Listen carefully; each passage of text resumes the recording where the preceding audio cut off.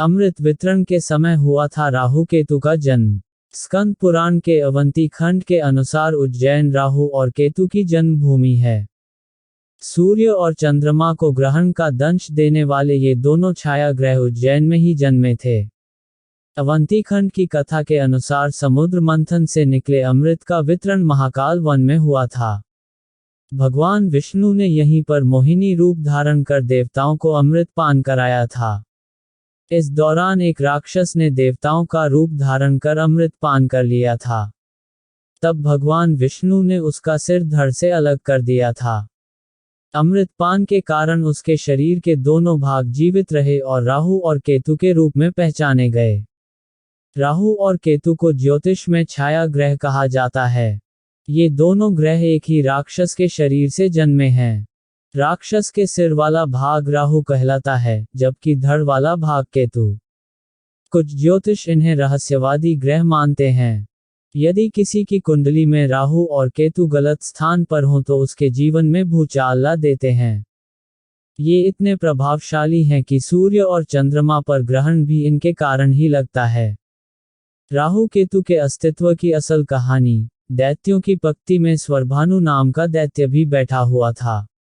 उसे आभास हुआ कि मोहिनी रूप को दिखाकर दैत्यों को छला जा रहा है। ऐसे में वह देवताओं का रूप धारण कर चुपके से सूर्य और चंद्र देव के आकर बैठ गया। जैसे ही उसे अमृत पान को मिला, सूर्य और चंद्र देवता ने उसे पहचान लिया और मोहिनी रूप धारण किए भगवान विष्णु को अवगत कराया। इससे पहले ही स्वरभानु अमृत को अपने कंठ से नीचे उतारता भगवान विष्णु ने अपने चक्र से उसका सिर धड़ से अलग कर दिया। क्योंकि उसके मुख ने अमृत चख लिया था, इसलिए उसका सिर अमर हो गया।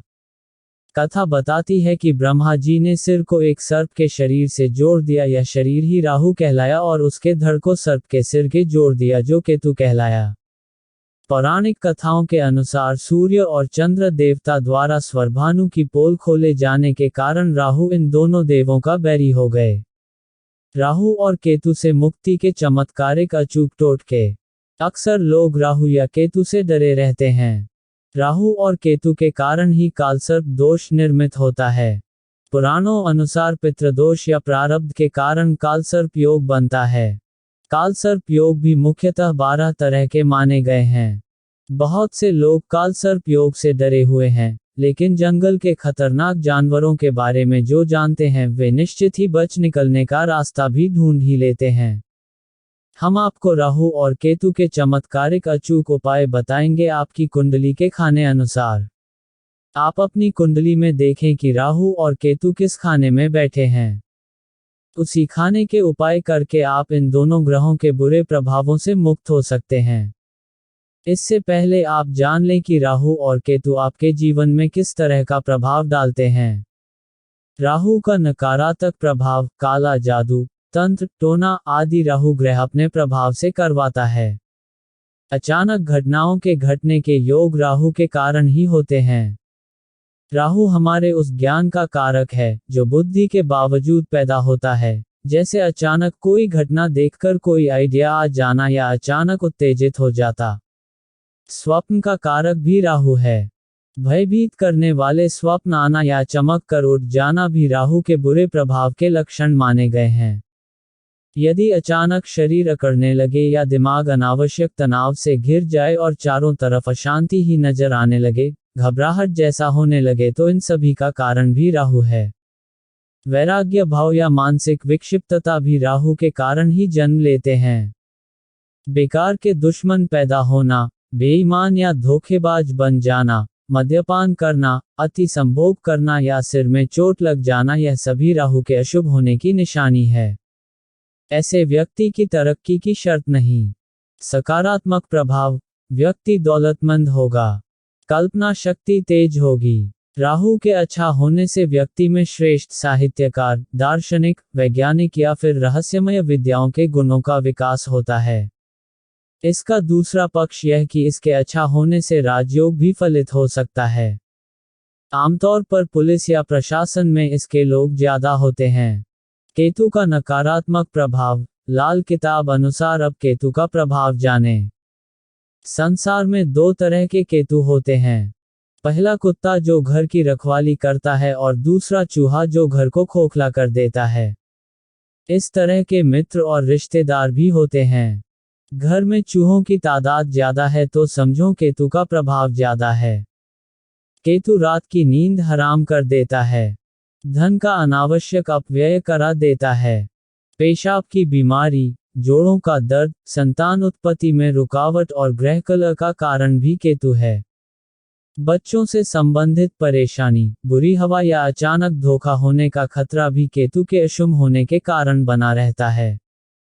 केतु का सकारात्मक प्रभाव, केतु का शुभ होना अर्थात पद, प्रतिष्ठा और संतानों का सुख। यह मकान, दुकान या वाहन पर ध्वज के समान है। शुभ केतु से व्यक्ति का रुतबा कायम रहता है। राहु का उपाय, राहु ससुराल पक्ष का कारक है, ससुराल से बिगाड़ नहीं चलना चाहिए। सिर पर चोटी रखना, माथे पर चंदन का तिलक लगाना, भोजन कक्ष में ही भोजन करना राहु का उपाय है।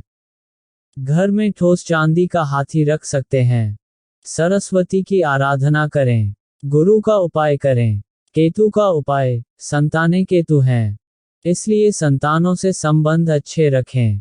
भगवान गणेश की आराधना करें। दो रंगी कुत्ते को रोटी खिलाएं। कान छिदवाएं। कुत्ता पालना। कालसर्प योग का उपाय, श्राद्ध पक्ष में पितरों की तृप्ति के लिए कार्य करें। पितृ दोष के निदान के लिए त्रयंबकेश्वर में इसकी पूजा कराई जाती है। शास्त्र अनुसार महामृत्युंजय मंत्र, गायत्री मंत्र, राहु बीज मंत्र या ओम नमः शिवाय का जाप करते रहने से भी इस दोष का निदान होता है। लाल किताब अनुसार माथे पर चंदन का तिलक लगाएं। घर में कुछ किलो अनाज को किसी भारी वस्तु से दबाकर रखें। 11 नारियल बहते पानी में बहाएं। काले सफेद कुत्ते, गाय और कौवों को रोटी खिलाते रहें। कान छिदवाएं। बड़े बुजुर्गों के पैर छूते रहें। किसी भी प्रकार के व्यसन से दूर रहें। पीपल में जल चढ़ाते रहें। घर में समय समय पर गुड़ घी की धूप देते रहें। नोट: उपरोक्त उपाय किसी लाल किताब के विशेषज्ञ से पूछकर ही करें। अब जानिए राहु और केतु के कुंडली के खाने अनुसार अचूक उपाय। 1. खाना नंबर 1, यदि आपकी कुंडली के पहले भाव में राहु और 7वें भाव में केतु हो तो चांदी की ठोस गोली अपने पास रखें। 2. खाना नंबर 2, यदि आपकी कुंडली के दूसरे भाव में राहु और 8वें में केतु हो तो 2 रंग या ज्यादा रंगों वाला कंबल दान करें। 3.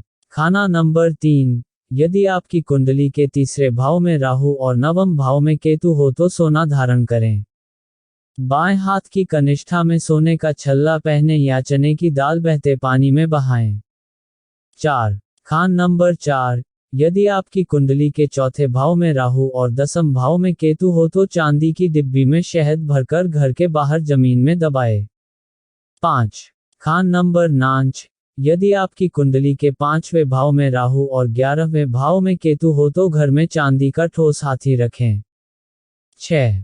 खान नंबर 6, यदि आपकी कुंडली के 6ठे भाव में राहु और 12वें भाव में केतु हो तो बहन की सेवा करना, ताजे फूल को अपने पास रखना। कुत्ता पालना। 7. खाना नंबर 7, यदि आपकी कुंडली के 7वें भाव में राहु और पहले भाव में केतु हो तो लोहे की गोली को लाल रंग से अपने पास रखना।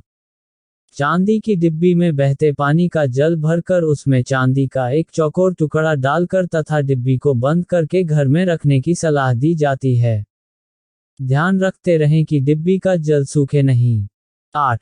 खाना नंबर 8, यदि आपकी कुंडली के 8वें भाव में राहु और दूसरे भाव में केतु हो तो 800 ग्राम सिक्के के 8 टुकड़े करके एक साथ बहते पानी में प्रवाहित करना अच्छा होगा। 9. खाना नंबर 9, यदि आपकी कुंडली के 9वें भाव में राहु और तीसरे भाव में केतु हो तो चने की दाल पानी में प्रवाहित करें। चांदी की ईंट बनवाकर घर में रखें। 10. खाना नंबर 10, यदि आपकी कुंडली के 10वें भाव में राहु और चौथे भाव में केतु हो तो पीतल के बर्तन में बहती नदी या नहर का पानी भरकर घर में रखना चाहिए। उस पर चांदी का ढक्कन हो तो अति उत्तम। 11.